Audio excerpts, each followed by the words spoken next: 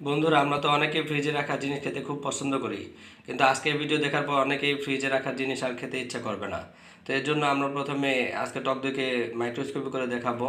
তো এর জন্য এক ফোঁটা টক দইকে প্রথমে মাইক্রোস্কোপে রাখলাম এবং সেটাকে কাভার স্লিপ দিয়ে মাইক্রোস্কোপে করে দেখাচ্ছি। তো আমি তো তোমাদেরকে সেটা দেখাবো, তার আগে তোমরা বলো তোমরা কি পরিবার নাকি টাকাকে বেশি ভালোবাসো? যদি পরিবারকে ভালোবাসো তাহলে চ্যানেলটিকে লাইক অ্যান্ড সাবস্ক্রাইব করে দাও, আর কমেন্ট বক্সে আই লাভ ইউ মা লিখে দাও। তো এখানে দেখা যাচ্ছে অনেক দিন টক দই ফ্রিজে রাখার ফলে এখানে অনেক ধরনের ভাইরাস এবং ব্যাকটেরিয়া হয়েছে, যেগুলো আমাদের স্বাস্থ্যের জন্য খুবই ক্ষতিকর। এর জন্য আমাদের ফ্রিজের খাবার সবসময় এড়িয়ে চলতে হবে।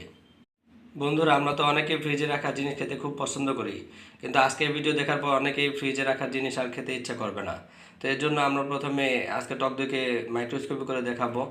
তো এর জন্য এক ফোঁটা টক দইকে প্রথমে মাইক্রোস্কোপে রাখলাম এবং সেটাকে কাভার স্লিপ দিয়ে মাইক্রোস্কোপে করে দেখাচ্ছি। তো আমি তো তোমাদেরকে সেটা দেখাবো, তার আগে তোমরা বলো তোমরা কি পরিবার নাকি টাকাকে বেশি ভালোবাসো? যদি